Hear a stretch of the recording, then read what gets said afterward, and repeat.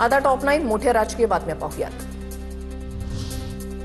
सकाळपासून मंत्री Narhari Zirwal not reachable. मंत्रालयामधील एसीबी ट्रॅपमुळे झिरवाळ अडचणीत। संबंध आढळून आल्यास राजीनामा देण्याचा केला होता खुलासा। तर झिरवाळांच्या खासगी पीएनं पैसे घेण्यास सांगितल्याचं चौकशीमध्ये आलंय समोर। नैतिकतेच्या आधारावर झिरवाळांनी राजीनामा दिला पाहिजे। मंत्रालयामधील एसीबीच्या कारवाईवरून राऊतांची मागणी। तर मुख्यमंत्र्यांच्या आदेशाशिवाय कारवाई होऊ शकत नाही। पडद्यामागे काय घडलं हे आम्हाला माहिती, संजय राऊतांचा दावा। पवारांनी राज्यसभेवर पुन्हा जावं, ठाकरे सेना काँग्रेसचं मत। सूत्रांची माहिती, मवियाच्या वाट्याला येणाऱ्या एका जागेवरून राज्यसभेवर जावं। दोन्ही पक्षाच्या वरिष्ठ नेत्यांनी पवारांना विनंती केली। राज्यसभेवर जाण्याबाबत पवारांची वेट अँड वॉचची भूमिका। सूत्रांची माहिती, राज्यसभेबाबत आम्ही 3 पक्ष बसून निर्णय घेऊ। मी शरद पवारांना विचारलं तेव्हा ते म्हणाले मी राज्यसभेची निवडणूक लढवणार। मवियाकडे एक उमेदवार पाठवण्या इतपत संख्याबळ। संजय राऊतांची माहिती, मुख्यमंत्री देवेंद्र फडणवीस यांनी भाजपचे राष्ट्रीय अध्यक्ष नितीन नवीन यांची भेट घेतली। भाजपचे राष्ट्रीय अध्यक्ष झाल्यानंतर फडणवीसांची अध्यक्षांसोबतची पहिलीच भेट। उपमुख्यमंत्री सुनेत्रा पवारांचा संयोग सोसायटीमध्ये जनता दरबार। अजितदादा देखील दर शनिवारी बारामतीमध्ये जनता दरबार घ्यायचे। दादांच्या निधनानंतर आता सुनेत्रा पवारांचा जनता दरबार।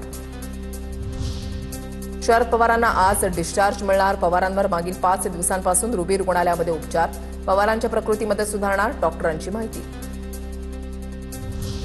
मनसेची शिवतीर्थवर बैठक सुरू। राज ठाकरेंच्या उपस्थितीमध्ये मनसेच्या बैठकीला सुरुवात। मराठी भाषा दिनाच्या नियोजनासाठी बैठक। मनसेचे नेते बैठकीला हजर।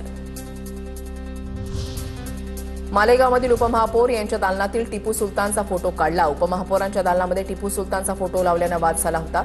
हिंदुत्ववादी संघटना नगरसेवकांनी फोटो काढण्याची केलेली मागणी। वाढता तणाव लक्षात घेता नगर सचिवांकडून फोटो काढण्याचा निर्णय। आता पाहूया टॉप 9 राजकीय बातम्या। उपमुख्यमंत्री सुनेत्रा पवार, पार्थ पवार, जय पवार आणि नरेश अरोरा यांच्यामध्ये चर्चा। पुण्यातील सर्किट हाऊसमध्ये महत्त्वाची बैठक पार पडली।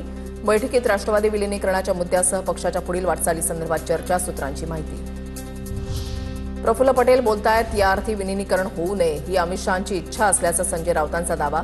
तर यापुढे राष्ट्रवादीची सर्व सूत्र अमित शहांकडे राहणार। राष्ट्रवादीचं विलिनीकरण झालं तर भाजपसोबत होईल, राऊतांचा टोला।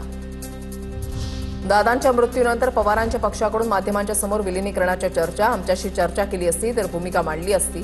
आता विलिनीकरण होणार नाही, अनौपचारिक गप्पांच्या वेळेला पटेलांचं वक्तव्य। राष्ट्रवादीचं विलिनीकरण झालं पाहिजे आणि दादांच्या राष्ट्रवादीमधले 70% आमदार विलिनीकरणाच्या बाजूनं। हिरामण खोसकर यांचा दावा। राष्ट्रवादीचं विलिनीकरण हेच पक्षाचं भवितव्य। खोसकरांची प्रतिक्रिया, अजितदादांना फोन केला, यात माझा काय दोष? सहकाऱ्यांसोबत बोलू शकत नाही का? मला आणि तटकरेंना टार्गेट केलं जातंय। अनौपचारिक गप्पांच्या वेळेला प्रफुल्ल पटेलांचं वक्तव्य। मनसे आणि ठाकरेंच्या शिवसेनेची युती घट्ट असल्याचं संजय राऊतांचं वक्तव्य। तर ठाकरे बंधूंच्या युतीमध्ये मिठाचा खडा पडणार नाही। मनसे ठाकरेंच्या सेनेतील वादावर राऊतांची प्रतिक्रिया। मंत्री गणेश नाईक यांचा उपमुख्यमंत्री शिंदेंवर पुन्हा निशाणा। नवी मुंबईतील भूखंड बिल्डरांच्या घशामध्ये घातल्याचा आरोप। नगरविकास खात्यावर सवाल उपस्थित। एकनाथ खडसे हा गुंड प्रवृत्तीचा माणूस। आमदार चंद्रकांत पाटलांची टीका। खडसे महायुतीमध्ये आले तर महायुतीचं काय होईल देव जाणे, पाटलांचं वक्तव्य। तर चंद्रकांत पाटील 2 दिवसांमध्ये पत्रकार परिषद घेऊन राजकारणाविषयी भूमिका स्पष्ट करणार।